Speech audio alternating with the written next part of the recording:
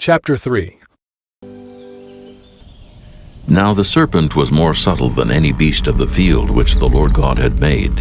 And he said unto the woman, Yea, hath God said, Ye shall not eat of every tree of the garden? And the woman said unto the serpent, We may eat of the fruit of the trees of the garden, but of the fruit of the tree which is in the midst of the garden, God hath said, Ye shall not eat of it, neither shall ye touch it, lest ye die. And the serpent said unto the woman, Ye shall not surely die. For God doth know that in the day ye eat thereof, then your eyes shall be opened, and ye shall be as gods, knowing good and evil. And when the woman saw that the tree was good for food, and that it was pleasant to the eyes, and a tree to be desired to make one wise, she took of the fruit thereof, and did eat, and gave also unto her husband with her, and he did eat. And the eyes of them both were opened, and they knew that they were naked. And they sewed fig leaves together, and made themselves aprons. And they heard the voice of the Lord God walking in the garden in the cool of the day. And Adam and his wife hid themselves from the presence of the Lord God amongst the trees of the garden. And the Lord God called unto Adam, and said unto him, Where art thou? And he said, I heard thy voice in the garden, and I was afraid, because I was naked, and I hid myself. And he said, Who told thee that thou wast naked? Hast thou eaten of the tree whereof I commanded thee that thou shouldest not eat? And the man said, The woman whom thou gavest to be with me, she gave me of the tree, and I did eat. And the Lord God said unto the woman, What is this that thou hast done? And the woman said, The serpent beguiled me, and I did eat.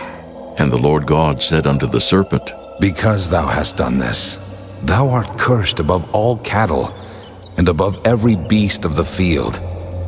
Upon thy belly shalt thou go, and dust shalt thou eat all the days of thy life.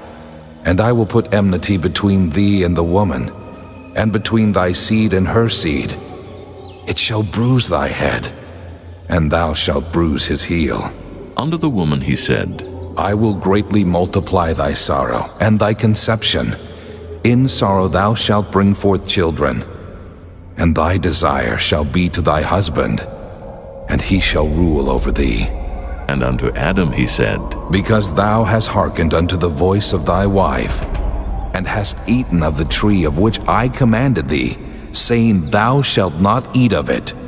Cursed is the ground for thy sake. In sorrow shalt thou eat of it all the days of thy life. Thorns also and thistles shall it bring forth to thee, and thou shalt eat the herb of the field. In the sweat of thy face shalt thou eat bread, till thou return unto the ground. For out of it wast thou taken, for dust thou art, and unto dust shalt thou return. And Adam called his wife's name Eve, because she was the mother of all living.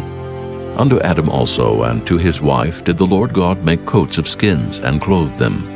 And the Lord God said, Behold, the man is become as one of us, to know good and evil.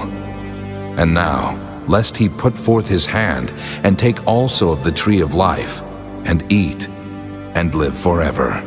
Therefore the Lord God sent him forth from the Garden of Eden to till the ground from whence he was taken. So he drove out the man, and he placed at the east of the Garden of Eden cherubims and a flaming sword which turned every way to keep the way of the tree of life.